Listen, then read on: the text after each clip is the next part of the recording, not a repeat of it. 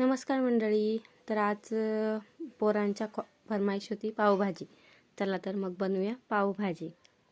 हे बघा, सगळी व्हेजिटेबल्सची कट करून घेतले. सगळ्यात आधी ढोबळी मिरची, फ्लावर, बटाटा, वाटाणा, बीट, गाजर, आलं लसूण पेस्ट, कांद्याची पेस्ट, टमाट्याची पेस्ट, धना पावडर, गरम मसाला, मिरची, पावभाजी मसाला, हळद, मग बारीक चिरलेली कोथिंबीर, परत अजून थोडीशी ढोबळी मिरची वेगळी, चीज आणि बटर.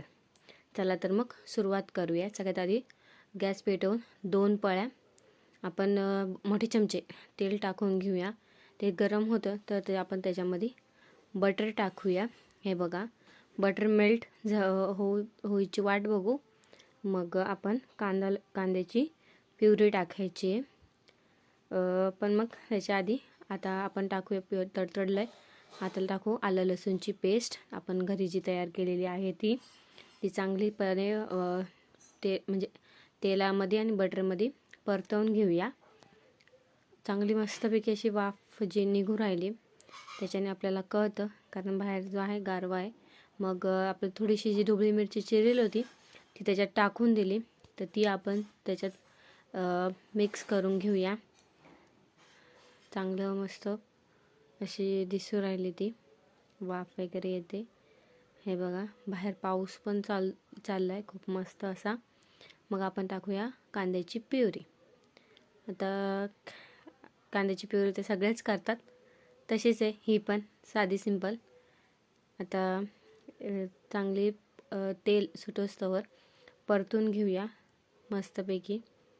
हे बघा, असं तसं तेल वरती येऊ राहिलं तसं रोटेटिंग चालू आहे. आपल्याला जमल तशी हे करायचं आहे. मग कांदा परतला, मग जेवढे मसाले आपण काढले होते ते सगळे त्याच्यामध्ये टाकून दिले. मग ते सुद्धा त्याच्यामध्ये फ्राय करूया चांगलं नीट एकदम व्यवस्थित. खूप असा मस्तपैकी सुगंधसुद्धा सुटतो. आता मसाल्यांचा जो सेंट जो राहतो तो तेलामध्ये टाकल्यावर अजूनच सेंट येतो म्हणजे सुगंध. चला मग आता टाकूया थोडी नंतर. आता हे बघा, असं मग वाफा निघून राहिल्या खूप अशा. हे बघा, छान कलर जो आहे तो आलेला आहे.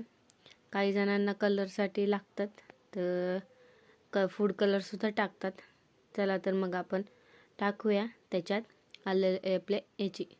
टमाट्याची प्युरी. हे बघा, पुन्हा टॅप करून आम्ही सगळं टाकून दिलं आहे. ती चांगली हलवून घेऊया.